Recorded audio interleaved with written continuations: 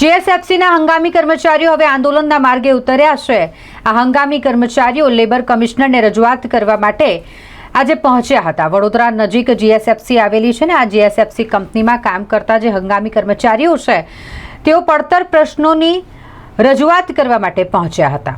તેમની માંગ છે કે છેલ્લા 3 મહિનાથી આ હંગામી કર્મચારીઓને પગાર નથી ચૂકવવામાં આવ્યો, જે પગાર વહેલામાં વહેલી તકે ચૂકવવામાં આવે અને માટે નર્મદા ભવન ખાતે આવેલ લેબર કમિશનરની ઓફિસ ખાતે તેઓ પહોંચી ગયા હતા, જ્યાં વિરોધ પ્રદર્શન કર્યું અને આવેદનપત્ર આપીને રજૂઆત કરવામાં આવી છે।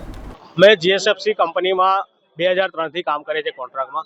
हमारे 2015 में केस चाले आईटी रेफरन्स आवेलो कोर्ट में। कोर्ट नामदार कोर्ट नो हुकम है अमरी पास 2017 में कि आ लोकोने कोई भी आड़कतरी रीते एमां पगार बंद करवानो का तो छूटा करवा ते छतांय कंपनीए अमारे 1 फेब्रुआरी 2025 थी अमारो पगार बंद कर दीधो। आज 3 महीना थी अमारो पगार थयो नथी। दरेक कॉन्ट्राक्टना माणसो छे अमे અને અમારો પગાર થયો નથી। દરેકના ઘરના ચૂલા અત્યારે ઓલવાયેલા છે। અમારી માંગ એટલી છે, લેબર કમિશનરને અમે લેખિતમાં રજૂઆત કરેલી છે 19 તારીખે 19મી માર્ચે, તે છતાં હજુ સુધી કંઈ ન્યાય મળ્યો નથી। અમારી રજૂઆત એટલી જ છે કે તમે ન્યાયાલયના હુકમનું પાલન કરાવો અને અમારો પગાર ચાલુ કરાવો।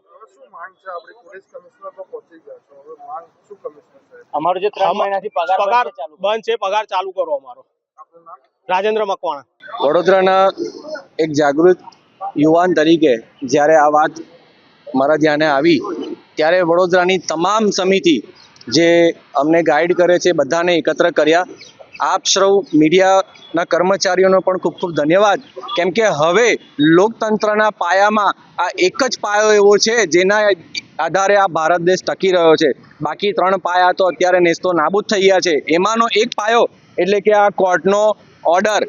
આ કોર્ટના ઓર્ડરની વેલ્યુ શું? મારો મીડિયાના માધ્યમથી મારો વડોદરાની જનતાને, ગુજરાત સરકારને, ભારત સરકારને મારો સીધો પ્રશ્ન છે કે આ ગવર્મેન્ટ ઓફ ઇન્ડિયાનો એમ્બ્લેમ જે લાગેલો છે, આ 4 સિંહનો જે સિમ્બોલ છે, આ કોર્ટના જજનો ઓર્ડર છે, આની વેલ્યુ કેટલી?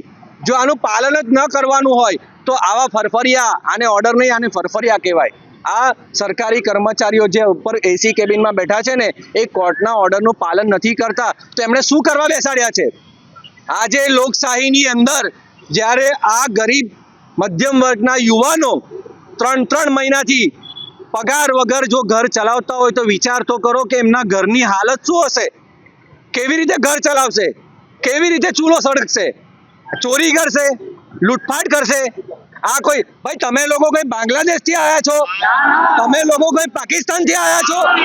ભારત દેશના નાગરિકો છે, આ વડોદરાના નાગરિકો છે। જો ન્યાય માગીને જ્યારે આવી રીતે રસ્તા પર ઉતરવું પડે ને તો આમણે નહીં, સરકારે શરમ આવી જોઈએ। આ વ્યવસ્થા તંત્રને, એડમિનિસ્ટ્રેટરને શરમ આવી જોઈએ કે આ તમે જે એસી ચેમ્બરના પગાર લો છો ને એ આમના ટેક્સના પૈસામાંથી આવે છે। સવારમાં દાંતણ મોઢામાં નાખે ને ત્યારથી ટેક્સ શરૂ થઈ જાય છે કે રાત્રે સુવા પથારીમાં જાય છે ને એ બેડના ગાદલા ઉપર પણ ટેક્સ લાગેલો હોય છે। તો ટેક્સ ટેક્સ ટેક્સ, તમે ગાડી લો તો ટેક્સ, પેટ્રોલ ભરો તો ટેક્સ, મુસાફરી કરો તો ટેક્સ, રાજ્યની બોર્ડર કરો ટેક્સ, માથામાં તેલ નાખો ટેક્સ, તમે લોટ લો ટેક્સ, બધી જ જગ્યાએ ટેક્સ, કોઈ જગ્યાએ ટેક્સની બાકી નથી રાખી। તો આ ટેક્સના પૈસા શું તમારા મોજ શોખ માટે રાખ્યા છે? આ લોકોને ન્યાય નહીં અપાવો તો કોણ અપાવશે? તમે લોકો।